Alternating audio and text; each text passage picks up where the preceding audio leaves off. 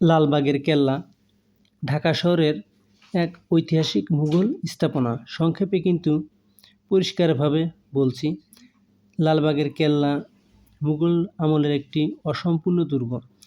এটি 1678 খ্রিস্টাব্দে মুঘল সুবাদার শাহজাদা মোহাম্মদ আজম নির্মাণ করেন।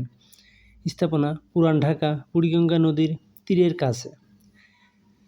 শাহজাদা আজম দিল্লিতে ফিরে গেলে নির্মাণ কাজ থেমে যায়। পরে সুবাদার শায়েস্তা খান কাজ চালাতে চাইলেও তার কন্যা পরী বিবির মৃত্যুর পর দুর্গটিকে অশুভ মনে করে কাজ বন্ধ করে দেন। কেল্লার প্রধান স্থাপনা পরী বিবির সমাধি, দেওয়ানি আম, গভর্নরের বাসভবন, মসজিদ, ফোয়ারা ও বাগান। মুঘল স্থাপত্যের সুন্দর নিদর্শন, ঢাকার ইতিহাস ও ঐতিহ্যের প্রতীক, পর্যটকদের আকর্ষণের কেন্দ্র। লালবাগের কেল্লা। মাননীয় শিক্ষক ও প্রিয় বন্ধুরা, আসসালামু আলাইকুম।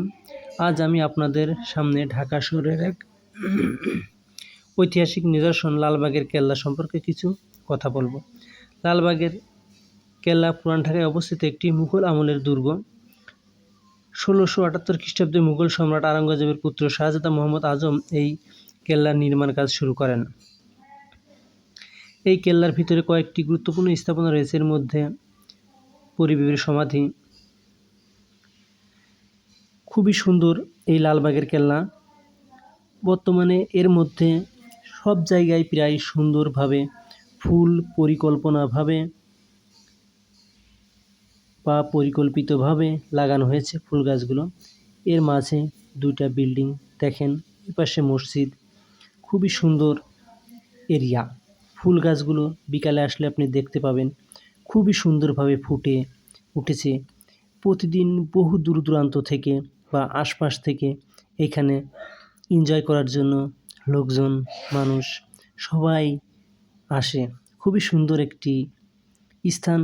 বর্তমানে ঢাকা শহরের জনপ্রিয় বা ভ্রমণ পিপাসু ব্যক্তিদের জন্য একটি অন্যতম স্থান এই ঢাকার ঐতিহ্যবাহী লালবাগের কেল্লা।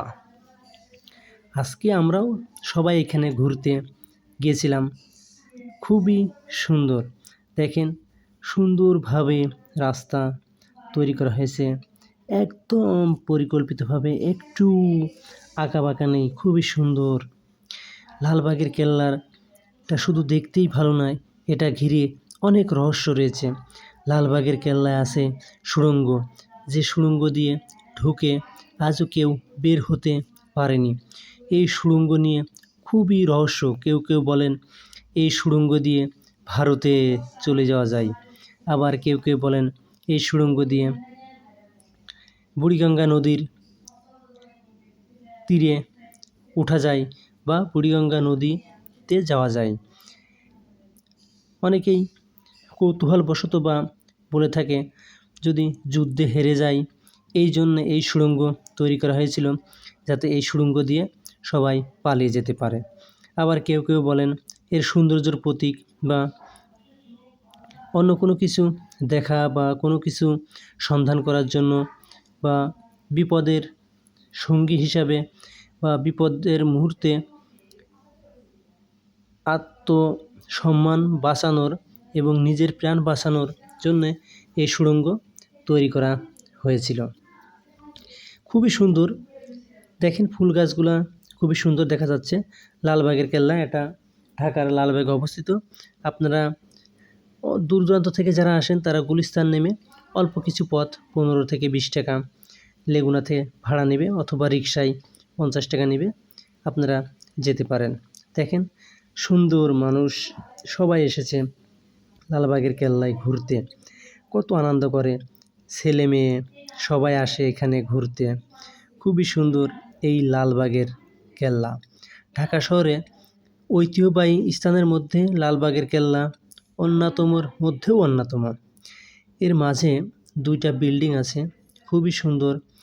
এটার মাঝে সেই পরী বিবির সমাধি, এই পাশে সেই মসজিদ, খুবই সুন্দর। এবং রাস্তাগুলো দেখতে খুব খুবই সুন্দর, দেখেন সাদা ফুলগুলা কিভাবে ফুটে আছে, মনোমুগ্ধকর একটা পরিবেশ। যত মন খারাপই থাক না কেন, এই লালবাগের কেল্লার মধ্যে বর্তমানে বা শীতের সময় আসলে ফুলগুলো ফুটে থাকবে, সেই বসন্তের কোকিলের গানের মতো বাজবে এই আশপাশে। দেখেন সবাই এসেছে ঘুরতে, কতই আনন্দ করবে, ঘুরবে ফিরবে, দেখবে, আনন্দ উপভোগ করবে, তারপর সবাই বাসায় চলে যাবে। দেখেন গোলাপগুলো ফুটে আছে, সেই কি সুন্দর দেখা যাচ্ছে, খুবই সুন্দর গোলাপগুলা ফুটে আছে। দেখেন আমরা হেঁটে হেঁটে যাচ্ছি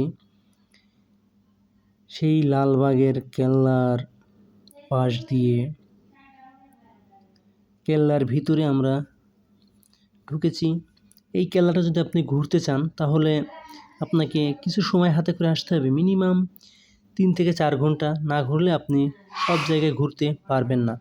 এই কেল্লার মাঝে আছে একটা পুকুর, অনেক বড়, খুবই সুন্দর। এই পুকুরের চারপাশ গ্রিল দিয়ে আটকানো, যাতে বাচ্চারা পড়ে না যায়, এবং চারপাশ দিয়ে সিঁড়ি করা আছে।